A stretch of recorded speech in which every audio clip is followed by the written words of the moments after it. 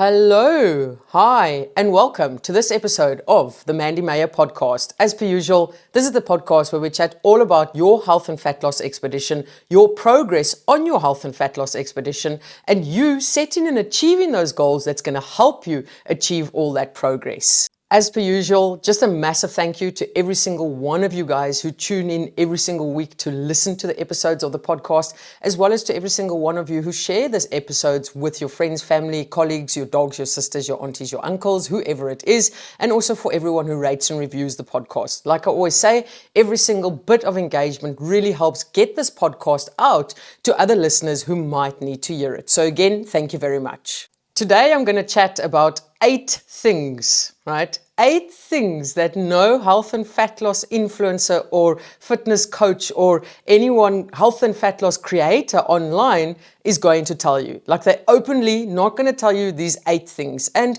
the reason why I want to share these kind of things with you is because a lot of the times I know that you, or myself included, might, there's a very strong likelihood that we will compare ourselves to someone else online, right? Whether it be you comparing your transformation to someone else online, a health and fitness coach, for example, or maybe you comparing your willpower to someone else online who says, we always make time to do what we have to do for our health and fitness. And then you look at it and you're like, oh my goodness, they always make time. And then all of a sudden you might start feeling bad about it because why aren't you always making time, right?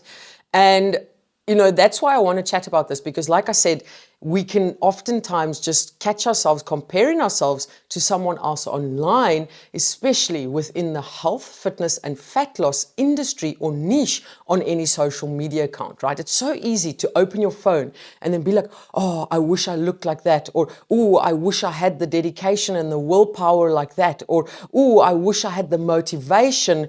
Meantime, you don't know what's going on in the background of any content creators, I want to say feed, carefully curated feed. You have no idea what's going on in the background. One thing I want you to remember before I get into any part of this episode is any single person who creates content online is just a human being, right? They've got lives of their own in the background that they are not necessarily sharing with you on their carefully curated feed on social media. And like I said, oftentimes you'll sit there and you might be comparing yourself, your life, your fat loss, your health goals to someone else's, and you're probably just going to feel very bad about it because why don't you have your life in order like everyone else is online, right? So let me get into those 8 truths that no health and fitness or health and fat loss coach is going to openly hand over the information to you about. Number 1. Overconsumption of food and fun foods take place on a regular basis. Okay, now I'm speaking for myself over here, and I know that a lot of people online, it might be taking place as well, but they don't want to tell you about it because they sell in this plan or this program that requires you to be super consistent. Now, I will be very open about it and say that I do overconsume food. I do overconsume fun foods. And it's not a once in a blue moon occurrence. It happens, right? It does happen. Okay. And the reason why I'm telling you that is because if you are on your health and fat loss expedition, I don't want you to feel as though you have to be perfect all the time for progress to take place. Okay, so again, it does happen within my life, within my nutritional plan. But here is the little secret, the secret that I want to share with you. Over the years, I've become very good at bouncing back, at proceeding as per normal. So if I do eat an entire slab of chocolate or an entire box of biscuits, I don't dwell in it. I don't write off the rest of the week because of that. I look at it, cool, throw the rubbish in the bin, okay, acknowledge that it happened, fantastic stuff. And then what do? I proceed as per normal with my exercises, with my nutrient-dense foods, etc. And therein is how I create my consistency, because I'm not throwing away days and weeks because of one, for the lack of better words, bad meal that I had. So again, if there are days where you overconsume on something, maybe something highly palatable, don't beat yourself up about it, okay? Acknowledge it and then proceed as per normal. Number 2, their results may not be typical. And what I mean by that is oftentimes you will see a health and fitness or a health and fat loss influencer or content creator or coach, even for that matter, post a before and after picture or post their transformation picture, or they'll say, oh, I went on a little mini cut and I lost 4 kilograms in a week or in a month or whatever it is. Oftentimes that is not typical, because what they're doing is part of their job. They know what they're doing. We know the ins and outs of fat loss. We know how to manipulate the system, okay? And I say that because I know every single fundamental of fat loss. And I know if I want to lose 4 kilograms as quick as possible, I'm going to cut out everything that is a carbohydrate so that my body releases every single ounce of extra bit of water that it's got. Therein, I'm losing a lot of weight on the scale. Number 2, I'm going to be fully restrictive. Okay. And number 3, I'm going to do a huge amount of exercise to just continue placing myself in a big calorie deficit. I will then post that picture online and say, oh, I did a mini cut, and if I could do it, so can you. And look what I've done in 4 weeks. Meanwhile, you don't see the full video of what they've been doing in 4 weeks, right? So when someone posts that transformation, or they'll say, oh, I gained X amount of muscle over 6 weeks. What you're not seeing is that maybe they've been living in the gym for 6 weeks. Because why? Because that's their full-time job. It's not your full-time job, okay? You and Sally from the printer are loitering around there in that office, dealing with your boss's huge demands, and you have to work overtime, and even in the morning before work you had to go drop Bobby off at school. So where did you get time for gym? You did not get time for gym during that day, right? So again, when someone posts their transformation pictures, or like, oh look, I've gained a booty, I don't know where that just came from, I've gained so much muscle in 6 weeks. Don't base or don't compare your progress to their progress, because their progress might not be typical. Truth number 3 that a lot of people won't admit to, but I'm going to admit to it. The snack aisle, the aisle full of fun foods in the shop, the aisle that smells like fresh bread in the shop. All of those aisles are still tempting, right? They are still there. Those aisles, I don't want to be walking down those aisles when I'm exceptionally hungry, because something might just jump into my basket or my shopping trolley without me even knowing it, okay? Now, again, the reason why I tell you that truth is because I don't want you to feel like you're the only one that struggles with that. Myself, after losing 40 kilograms, right? After maintaining that loss, after, being a health and fat loss coach for so long already and knowing what to do, there's still struggles that take place. There's still temptations out there. I still need to practice control on a daily basis. Again, like I said, because I've been doing it for so long, it does come a lot easier to me than what it might to someone else. But the struggle is still there, right? So if you are struggling with things like that, it's normal. Okay, don't beat yourself up about it. Like, really, don't beat yourself up about it, because it happens to a lot of us. Number 4. The 4th thing that a lot of health and fat loss content creators or influencers out there won't admit to is supplements are not magical. Okay, now the reason why I say they won't admit to this is because obviously they get in some kickbacks on selling the supplements on their social media. So you can imagine now they can't be selling supplements and then saying, oh, but supplements aren't magical for fat loss. What's going to happen then is you're not going to buy those supplements, and then the content creators not going to make money, right? So again, they're not going to tell you that, but I can tell you that. I can tell you that supplements are not magical because I literally don't sell any supplements or anything on my social media accounts except for my own coaching service, which I actually believe in and have a huge amount of confidence in. Number 5, and this is quite a big one, something that many people online, maybe not even just health and fat loss content creators, anyone online that's got a big following will not speak about, and that is their mental health struggles. Okay. And that is one thing that I have spoken openly about in one of my podcast episodes. And it is something that if anyone questions me, I do speak openly about. Okay. I do struggle with a lot of things in the background with regards to having such a big following on social media. Everyone thinks it's fucking sunshine and roses, okay?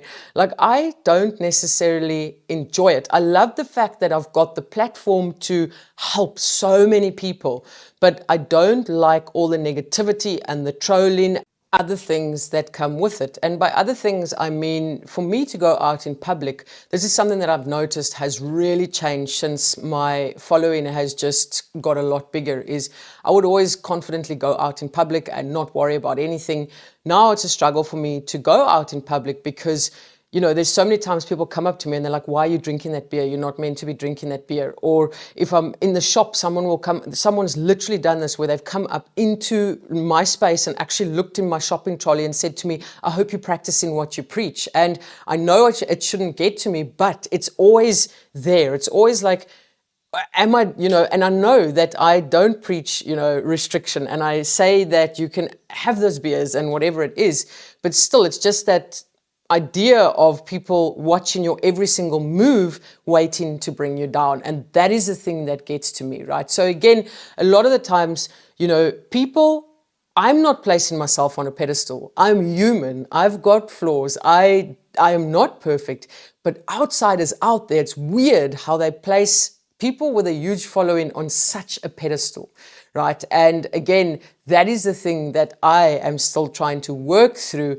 as someone with a big following online. I just want to help people. Like, I literally just want to help people. But then it comes with so many other things. And this isn't a struggle for me, but I know that it is a struggle for a lot of people out there, is maintaining that certain body composition, because now they've based their brand off a certain way that they look, and all of a sudden, as soon as they gain 1 or 2 kilograms, they then face such a struggle with, are people going to look at them in a different manner? Or then they face such a struggle with their food, and all of that turns into such a mental health struggle at the end of the day, because they've based the entire brand on their body composition, and it becomes such a mental struggle to maintain all of that, because now you've got such a huge following and you've built a brand on the way that you look. And I know for a fact, not only does that place huge amount of strain on one's mental health, but I also know it can be something that can lead to eating disorders, right? Because now all of a sudden you need to maintain that body image that you have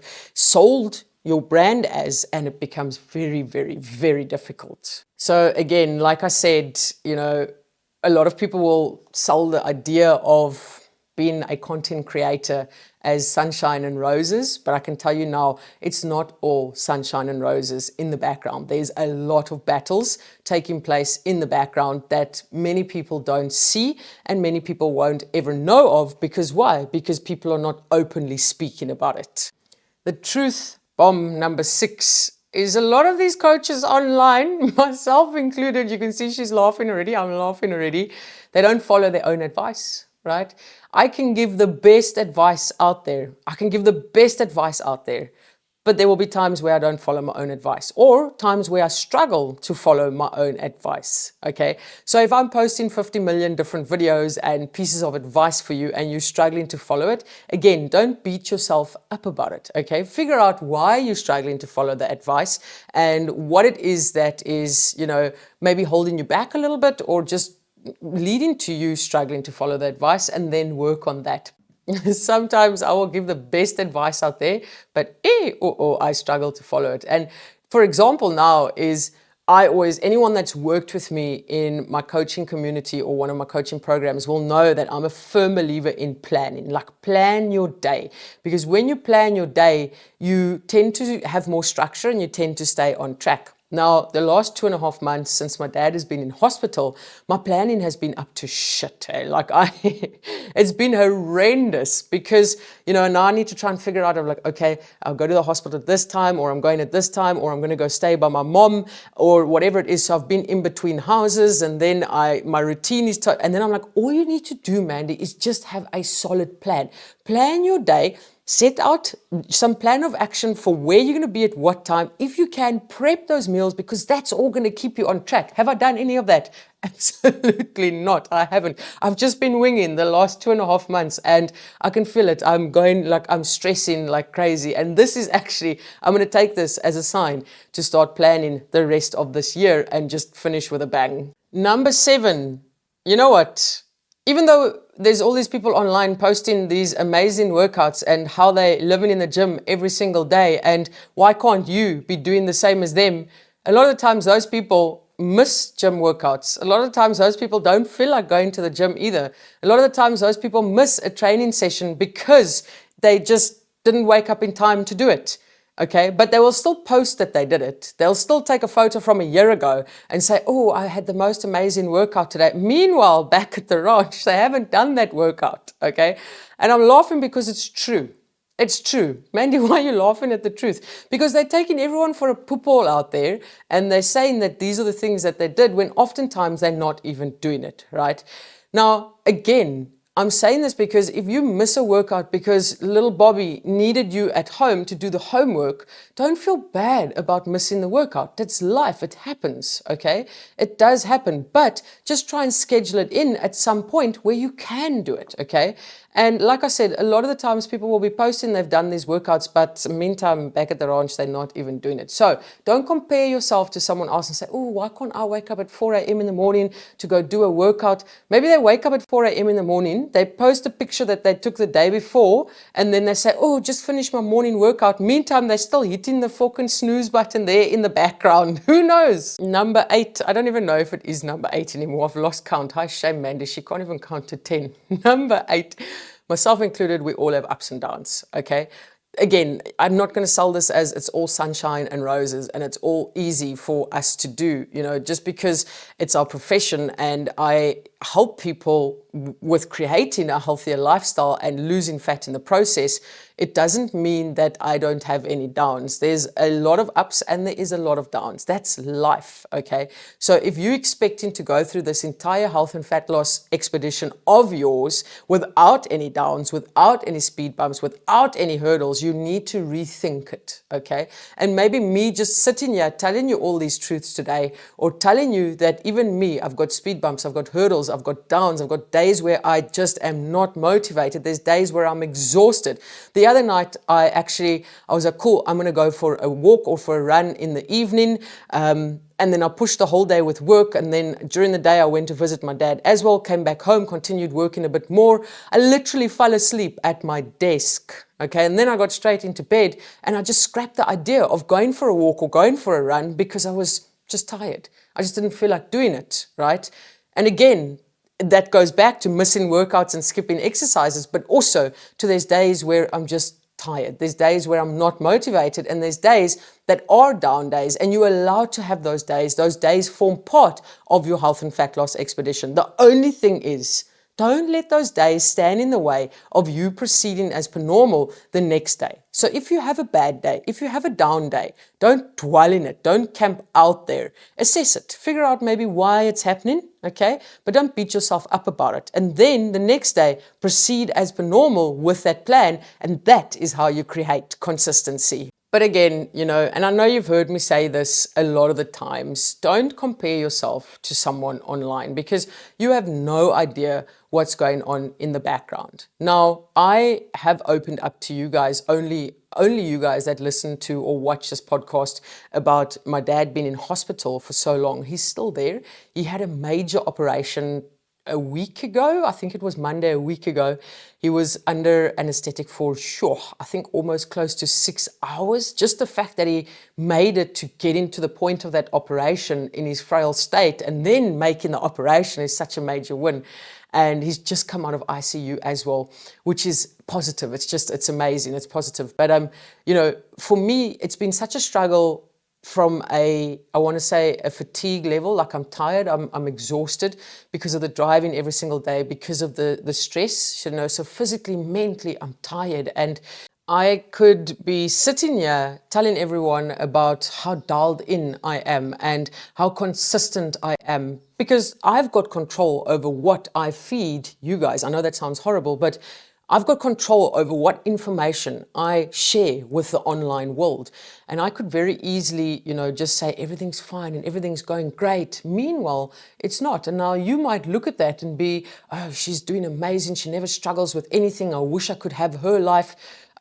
People don't even think that. I'm just saying that. But meanwhile, back in the ranch, we are all human. Like, we all deal with struggles. There is, and I've let that struggle carry over into my social media. I've just been absolutely shit at posting on social media, and that's not my priority right now. There's even days where I'm like, I don't know if I have the energy to, just get up and record an episode of the podcast. So for me, doing all of these podcasts, it has been a major win. But like I said, there's other areas within my work that's just lacking at the moment. And that is because I am struggling. I am struggling with just being exhausted at the moment. And it's okay to struggle. I think that is the most important. And don't ever compare yourself to someone online, because you don't know what they're going through in the background. And I think that is the most important thing. That's why I wanted to open up to you about these things as well as the struggles, so that you know that if you're going through struggles, fuck it, man, it's normal. It's okay. You work through that struggle, and your priorities change depending on what you're dealing with during that current time of your life. All right. So if you are struggling with anything, or you feel as though you're just not doing anything perfectly the way like Sally online does it, don't beat yourself up about it, and don't compare yourself to Sally online. I don't know who Sally is, but just don't compare yourself to Sally or her bestie. Okay. On that note, I'm going to love and leave you like I usually do. Keep smiling, keep laughing, and keep being kind to one another. Much love, your friend who just spoke for way too long, Mandy.